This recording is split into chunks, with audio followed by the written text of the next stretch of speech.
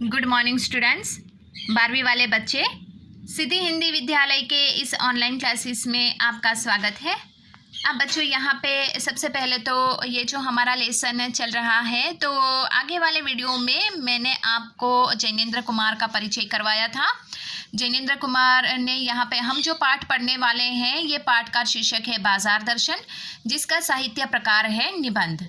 और जैनेंद्र कुमार के परिचय में मैंने आपको बताया था, थोड़ा सा रिवीजन कर लेते हैं। उनका ये चित्र मैंने आपको दिखाया था। इसके साथ साथ 1905 में यहाँ पे उत्तर प्रदेश के अलीगढ़ में उनका जन्म हुआ। उनके उपन्यास, उनके कहानी यहाँ पे दिए गए हैं। आपके पास किताब होगी, कल उसकी भी हमने चर्चा की थी। उनको भारत सरकार के द्वारा पद्म भूषण भी प्राप्त है। ऐसे जैनेंद्र कुमार का निधन 1990 में हुआ। उनके द्वारा लिखी हुई कुछ एक लाइनों को भी हमने पढ़ा कि जीवन को कैसे जीना है, किस प्रकार से, और जीवन में वास्तविकता है उसको हमें स्वीकार करना है। उसको नहीं स्वीकारेंगे तो हम असमर्थ रहेंगे, निरुत्साही रहेंगे। लेकिन वास्तविकता को जो इंसान स्वीकार करता है वो निरुत्साही कभी नहीं होता, अपने जीवन में आगे बढ़ता चला जाता है। इसके साथ साथ प्रेमचंद के बाद अगर हिंदी साहित्य के क्षेत्र में किसका नाम लिया जाता है तो वो है जैनेंद्र कुमार। जैनेंद्र कुमार ने अपनी बहुत सारी ऐसी विशिष्ट प्रकार की रचनाओं को लिखकर हमारे सामने एक अलग ही छाप उभारी है।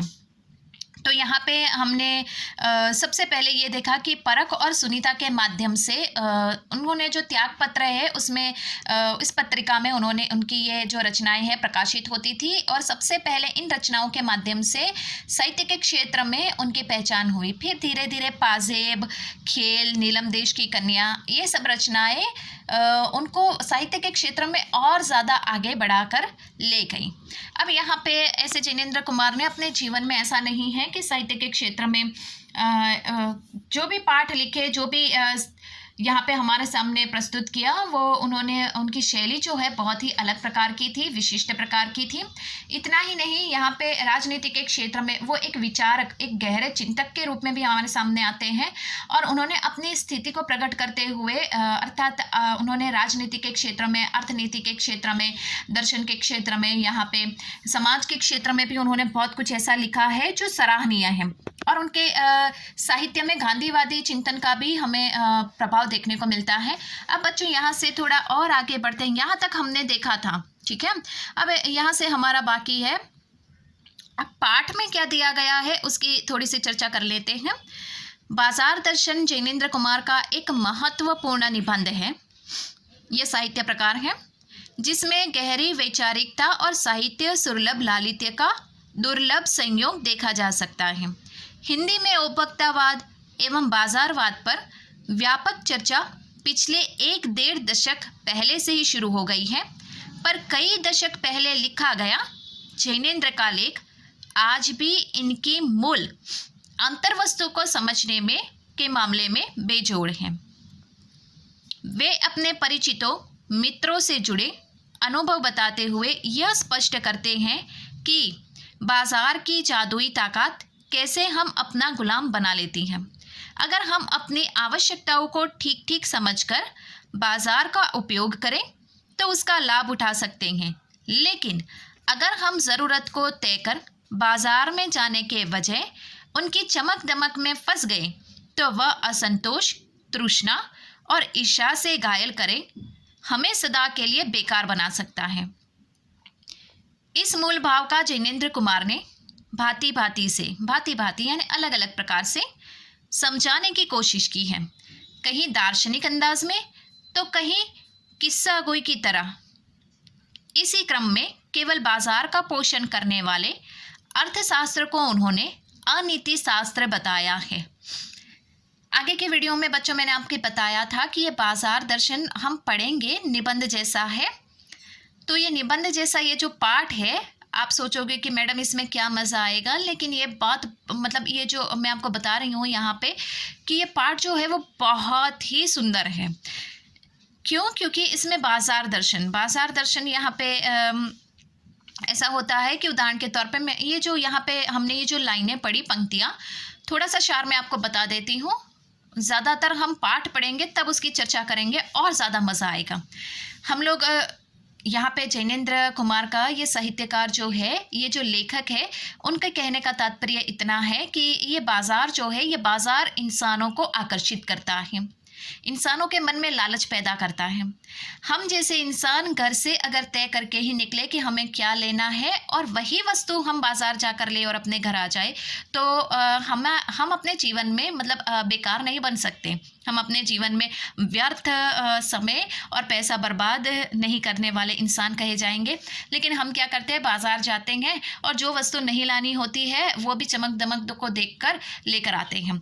और ये चमक दमक वाली परत हमारे आंखों के आगे कौन चमकाता है? ये बाज़ार, ये कंपनियां, ये प्रोडक्ट जो हमें सुंदर सी प्रतीत होती है, जो हमें अपनी ओर आकर्षित करती है। उदाहरण के तौर पे अभी मैं आपको एक बात बताऊं, जैसे कि एक ही उदाहरण अभी आपको बताती हूँ, ज़्यादा पाठ पढ़ेंगे तब मैं आपको बताऊंगी कि जैसे कि बहुत सारे हम टीवी देखते हैं। ये टीवी का जो डिब्बा होता है, ये टीवी का डिब्बा अक्सर हमें वस्तुओं के प्रति आकर्षित करता है। जैसे खाने की वस्तु है, उसमें एडवर्टाइजमेंट आती है, कपड़े की वस्तुएं होती है, प्रोडक्ट होती है, टूथपेस्ट ले लो, ब्रश ले लो, है ना, नहाने के साबुन ले लो, कपड़े धोने का यहाँ पे साबुन है, जो पाउडर होता है ये, हाँ, और पॉन्स की जो मतलब ये बहुत सारी ऐसी, हम किसी का नाम नहीं लेते, लेकिन यहाँ पे जो प्रोडक्ट है, ये प्रोडक्ट जैसे कि हमें बताती है, जैसे कि चमड़ी के लिए जो होती है, हमारी स्किन के लिए, तो ये लगाने से ये इंसान इतना गोरा हो जाएगा, ये लगाने से ये इंसान इतना इस प्रकार का हो जाएगा। जबकि वास्तविक स्थिति है कि वो कभी ऐसा हो नहीं पाता है। ये 2 नंबर की बात है कि वो एडवर्टाइजमेंट में वो टीवी के डिब्बे में दिखाते हैं कि ये हीरोइन जो है, इसने ये पाउडर लगाया तो ये गोरी हो गई पल भर में, ये जो है इसने ये साबुन लगाया तो वो पल भर में वो गोरी हो जाती है। तो मतलब ये जो है इस प्रकार का, तो ये थोड़ा हमारे ऊपर गहरा छाप छोड़ता है कि ये साबुन लगाने से हम गोरे हो जाएंगे, ये क्रीम लगाने से हम गोरे हो जाएंगे। चाहे वो कितनी भी महंगी क्यों ना हो, हम लाते हैं और इसका इस्तेमाल करते हैं और उसका रिज़ल्ट हमारे सामने होता है कि हम जैसे थे वैसे के वैसे ही हैं, उसमें कोई बदलाव नहीं आता है। तो यहाँ पे इसके ऊपर ये पाठ लिखा हुआ है, बाज़ार जो हमें दिखाना चाहता है चमक दमक, वो दिखाता है और हम अपने पैसे वहाँ पे डाल के चले आते हैं। फ़ायदा किसको होता है? कंपनी को। प्रोडक्ट किसकी बिकती है? उनकी। तो यहाँ पे नुकसान किसका जाता है? हमारा। हम अपना समय, अपना पैसा बर्बाद करते हैं। तो हमें इस पाठ से ये सीखना है बच्चों कि जितनी वस्तु की आवश्यकता होती है बाज़ार से, हमें उतनी ही वस्तु लानी है। कौन सी वस्तु देखना पड़ता है कि जैसे कि हमें अगर चावल ख़रीदने हैं तो चावल कौन से, मतलब कौन कौन से चावल कितने कितने प्राइस के हैं, कौन से चावल खाने में हमारे सेहत के लिए अच्छे हैं, वो देखकर हमें चावल लाने। ऐसा नहीं कि सबसे महंगा चावल ही हमारे स्वास्थ्य के लिए अच्छा होगा। समझ में आया? जैसे कि कोई क्रीम है, कोई साबुन है, तो जैसे कि ये महंगा वाला साबुन है, इसको घिसेंगे चमड़ी के ऊपर, स्किन के ऊपर, तो और ज़्यादा चमकीले हो जाएंगे, और ज़्यादा गोरे हो जाएंगे, और ज़्यादा हमारी स्किन नाजुक मुलायम हो जाएगी। ऐसा नहीं होता है। हमें ये देखना है कौन सी हमारी स्किन के ऊपर कौन सा साबुन ज़्यादा अच्छा रहता है जो हमें नुकसान नहीं करे। उसकी प्राइस भी देखनी पड़ती है। हर एक चीज़, कौन से समय हम कोई भी प्रोडक्ट लेते हैं तो उसके ऊपर हमें कौन से महीने में बनी है, कौन सी डेट, कब वो एक्सपायर्ड हो जाएगा, वो भी हमें देखना पड़ता है। ज़्यादातर ये सब चर्चा हम पाठ के भीतर करेंगे और ज़्यादा मज़ा आएगा।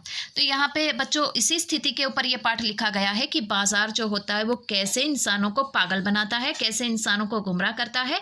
अपने पैसे वो अपनी जेब से निकाल कर इस बाज़ार के डिब्बे में डाल दे।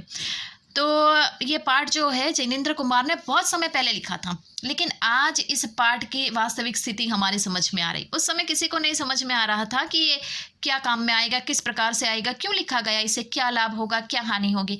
आज हमारी समझ में आता है।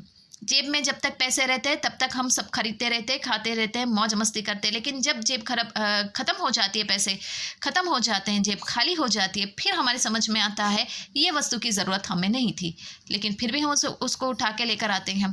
तो ये पाठ उसी के ऊपर है। तो बच्चों यहाँ पे इस वीडियो में हमने ये पाठ के सारांश की चर्चा की। उम्मीद करती हूँ कि आपको थोड़ा सा समझ में आया होगा। जब पाठ की शुरुआत करेंगे तब और ज़्यादा मज़ा आएगा। Thank you.